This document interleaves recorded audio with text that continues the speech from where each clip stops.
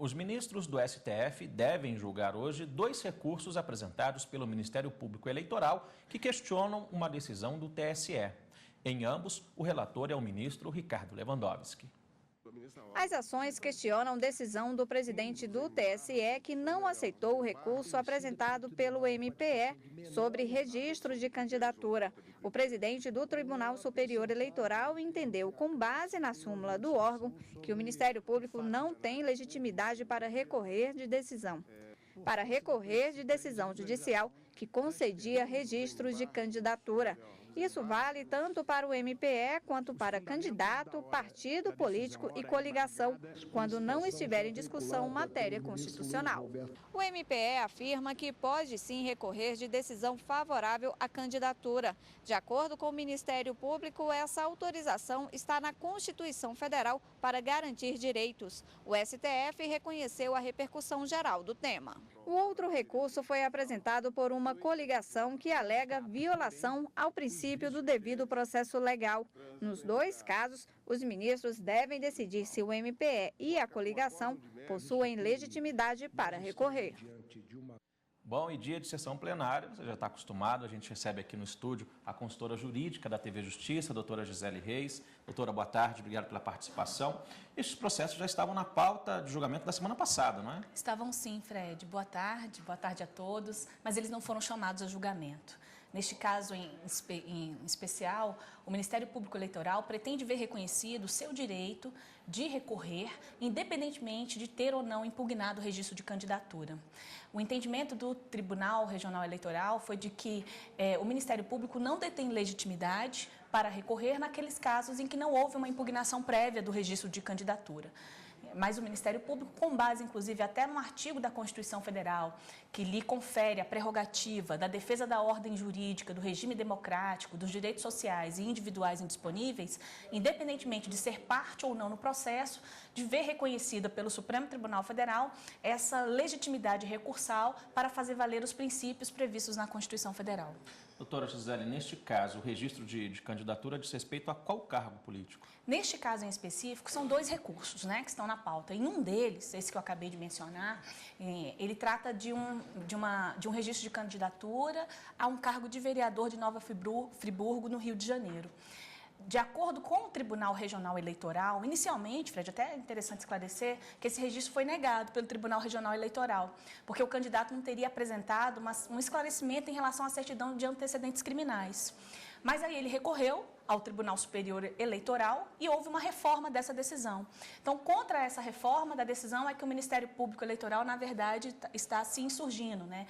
E aí o recurso que agora se apresenta no Supremo é exatamente contra a reforma da decisão do Tribunal Regional Eleitoral, que acabou resultando no registro de candidatura do candidato. Por que o Ministério Público Eleitoral é contra essa candidatura, doutora? O Ministério Público entende que esses requisitos previstos na Constituição Federal e também na lei eleitoral, em relação à certidão de antecedentes criminais, eles deveriam ser efetivamente esclarecidos pelo candidato. E por qual razão? Porque é através dessa certidão que se comprova se o candidato está no pleno exercício dos direitos políticos. E o pleno exercício dos direitos políticos é uma condição de elegibilidade. Tá certo, doutora. Até parece repetido, mas não é não. O plenário da STF ainda pode retomar o julgamento de um outro recurso extraordinário, que também do Ministério Público Eleitoral, contra uma outra decisão do TSE. O recurso é contra a decisão do Tribunal Superior Eleitoral, que entendeu, com base na lei eleitoral, que o recurso contra a propaganda irregular só pode ser apresentado até a data das eleições. O motivo seria porque, após esse prazo, ficaria configurada a falta de interesse em questionar a suposta irregularidade. O MPE, autor da representação, afirma que a lei eleitoral não estipula prazo para esse caso específico. Ainda afirma que o arquivamento do pedido pelo Tribunal Eleitoral violou o princípio da inafastabilidade do controle jurisdicional previsto na Constituição Federal. Agora, os ministros devem decidir até quando é possível apresentar a ação por propaganda eleitoral irregular. O julgamento deve ser retomado com o voto vista do ministro Marco Aurélio. Bom, doutora Gisele, a gente até falou agora há pouco aqui no Jornal da Justiça sobre a mini-reforma e o tema tratado de hoje foi sobre justamente propaganda. Nesse caso específico, existe ou não existe prazo?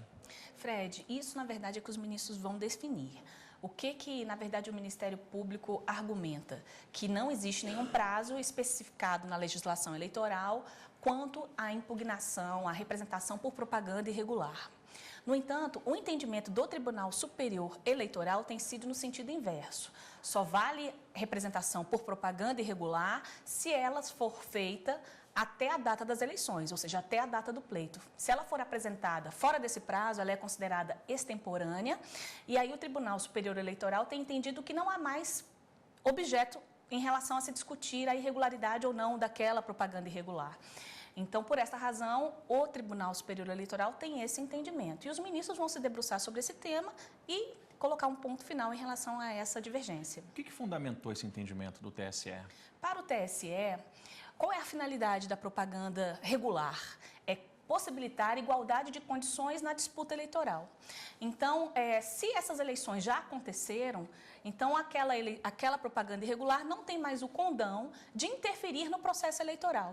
Por esta razão, se a impugnação for feita depois, ela não tem mais nenhuma utilidade prática em relação àquilo que pretende, na verdade, preservar a legislação eleitoral, que é a igualdade de condições nas disputas eleitorais. Esse assunto deve ser discutido hoje à tarde, né, doutora? Mas a gente lembra também que amanhã a sessão plenária do STF vai ser pela manhã, começa às 9 horas, não no horário habitual que a gente está acostumado, às 2h30 da tarde.